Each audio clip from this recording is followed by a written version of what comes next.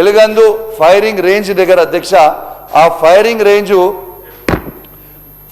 Range police ఆఫీసర్లు firing చేసుకోవడానికి practice firing చేసుకోవడానికి ఉంటుంది అధ్యక్ష. కానీ అక్కడ జల్సాలు చేసుకుంటూ సిపి గారి సతీమణి వారితో పాటు వారి 5 మిత్రులు ఫైరింగ్ చేస్తూ ఉన్నారు. నేను ఎవిడెన్స్తో చెప్తున్నా శ్రీధరన్న, ఉట్టికి చెప్తలేను. ఆడ ఫైరింగ్ చేసిన తర్వాత మీరు ఇది చూడొచ్చు.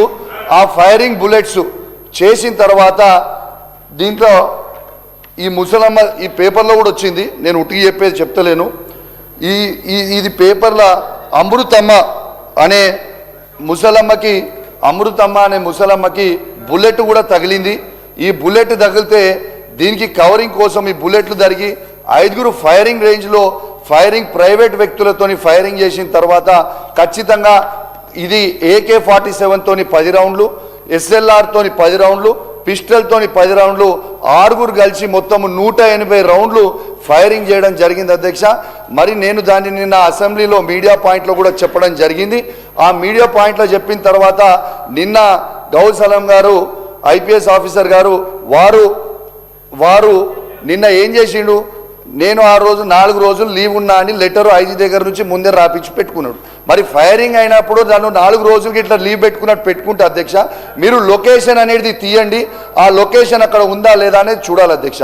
దీంతో పాటు అధ్యక్ష గౌరవనీయులు సిపి గారు, కలెక్టర్ గారు మా కరీంనగర్ జిల్లాలో ఉన్న శాసనసభ్యుల ఫోన్లు ఎత్తకపోతే సరే, నాది మా కమలాకర్ అన్న గారి ఫోన్ ఎత్తలేరు. దాంతోపాటు అధికార పార్టీకి సంబంధించిన మానకొండూరు శాసనసభ్యులైన కవంపల్లి సత్యనారాయణ గారు, చొప్పదండికి సంబంధించిన మేడిపల్లి సత్యం గారు, అసలు వీళ్ళు ఫోన్లు ఎత్తకపోతే ఈ అధికారులు ఎందుకు, దేనికి అధికారులు? ప్రజల సమస్యల మీద మేము చెప్తా ఉంటే సిపి గారు, కలెక్టర్ గారు ఫోన్ ఎత్తకపోవడం చాలా బాధాకరం. ఇది ఖచ్చితంగా నోట్ చేసుకొని చెప్పాలి. శ్రీధరన్న ఒక్క నిమిషం, శ్రీధరన్న దయచేసి దీని మీద ఖచ్చితంగా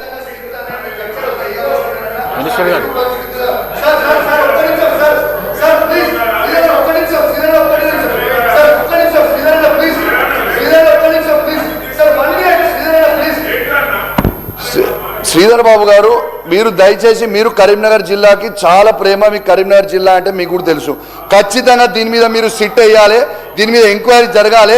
నేను గిట్లా తప్పు చేసి తప్పు మాట్లాడుతుంటే నా ముక్కు భూమికి రాకి క్షమాపణ చెప్తా మీకు ఇదే అసెంబ్లీ సాక్షిగా.